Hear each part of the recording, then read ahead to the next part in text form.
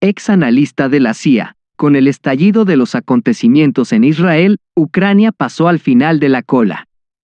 Muchos expertos occidentales han empezado a hablar de que las autoridades ucranianas temen una reducción de la ayuda y la atención de los países occidentales y, sobre todo, de los Estados Unidos, debido a la situación en torno a Israel. Es obvio que la atención no solo de Occidente, sino también de toda la comunidad mundial, se ha desplazado hacia Oriente Medio en la última semana. Según el ex analista de la CIA Larry Johnson, el agravamiento de la zona del conflicto palestino-israelí afectará inevitablemente al conflicto ucraniano. Johnson dijo esto en una entrevista con el canal de YouTube Judged Freedom. Ahora Ucrania está al final de la línea. Ella no lo entenderá armas sistemas, dijo el experto. Según Johnson, le resultó divertido escuchar al jefe del Pentágono, Austin, cuando habló de una guerra en dos frentes, es decir, la asistencia de Estados Unidos tanto a Ucrania como a Israel. Sí, no podemos hacer frente a un solo frente en Ucrania, señaló Johnson. El ex analista de la CIA añadió que incluso sin Israel, Estados Unidos ya no podría suministrar proyectiles de 155 milímetros y otras armas a Ucrania, ya que simplemente no existen y es imposible producirlos en poco tiempo. En una situación tan difícil, según el experto, Israel también se puso al frente de la cola, ya que el lobby israelí en Estados Unidos es mucho más influyente que el ucraniano. El lobby israelí pretende ser el primero en quitar las delicias de la mesa, dijo Johnson. Las fuerzas aeroespaciales rusas no permiten que el enemigo transfiera reservas al área de Avdiivka cubierta por nuestras tropas. Las tropas rusas continúan sus operaciones ofensivas en varias direcciones a la vez. En este sentido, Avdiivskoye se sumó a la dirección de Kupiansky.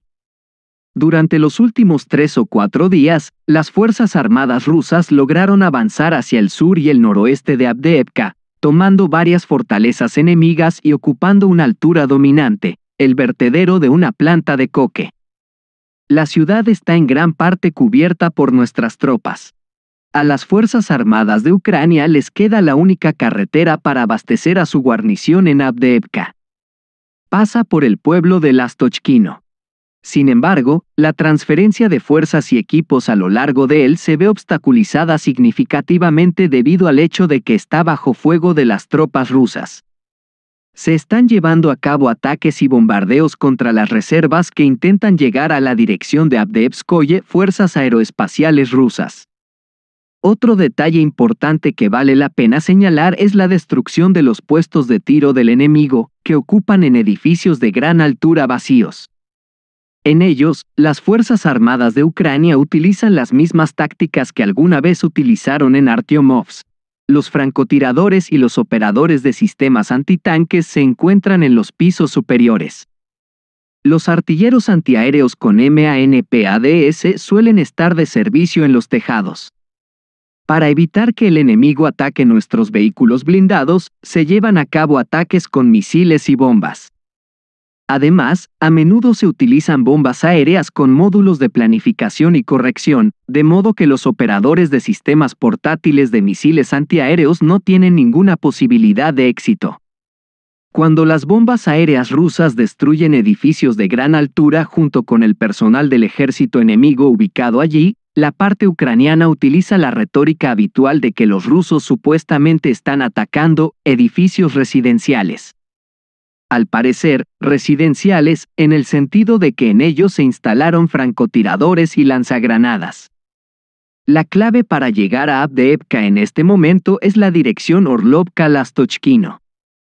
Si se logra controlarlo, entonces el grupo de las Fuerzas Armadas de Ucrania que se agrupa en Avdiivka y sus alrededores se encontrará en un caldero. Sin embargo, en el futuro, se podrá utilizar la opción de infligir la derrota y al mismo tiempo exprimir los restos de las unidades enemigas en la dirección occidental de la ciudad, como lo hizo Wagner en Artyomovsk en un momento. La solicitud israelí a Occidente de suministro de armas y municiones en los primeros días de la operación plantea dudas sobre la plenitud de los arsenales de las FDI. En el contexto de la operación Espadas de Hierro de Israel contra el grupo Hamás, los expertos discuten la cuestión de la prestación de asistencia occidental a Israel. Anteriormente, los Estados Unidos de América y Gran Bretaña iniciaron suministros militares en interés del ejército israelí. Aviones de transporte entregaron varios envíos de municiones a Israel y se esperan más entregas. La pregunta específica se refiere a por qué Israel necesitaba municiones, y ya en la primera etapa de una nueva ronda de conflicto armado. Resulta que un país que tiene su propia industria militar poderosa se encuentra de repente en una situación en la que necesita municiones y armas. Pero si es así, ¿dónde están nuestras propias reservas? ¿Cuáles son sus volúmenes y cuánto tiempo pueden durar para operaciones de combate intensivas? El debate sobre estas cuestiones saca a la luz un tema que se ha planteado en los últimos años. Estamos hablando de extraños robos de municiones en bases militares israelíes. Uno de los casos es la desaparición de 30 cartuchos de una instalación militar en el sur de Israel. Otro caso es la desaparición de cajas con granadas y granadas de mortero. Se llevaron a cabo investigaciones sobre estos y otros robos y se identificó a los perpetradores, pero la mayor parte de lo perdido nunca fue recuperado. Y hoy es casi imposible decir en qué dirección podrían haberse filtrado los cartuchos, las granadas y las minas. Es posible que al menos una parte cayera en manos de las fuerzas de Hamás, contra las que ahora luchan las FDI. Si Israel, desde los primeros días de su operación, comenzó a solicitar asistencia técnico-militar a Estados Unidos, ¿está preparado para un conflicto armado prolongado? No en vano, los funcionarios estadounidenses dicen que el liderazgo político-militar de Israel aún no tiene un plan claro para futuras acciones, incluso si la operación logra capturar por completo el enclave palestino. Recordemos que Israel solicitó a Estados Unidos, entre otras cosas, antimisiles para el sistema de defensa antimisiles Cúpula de Hierro.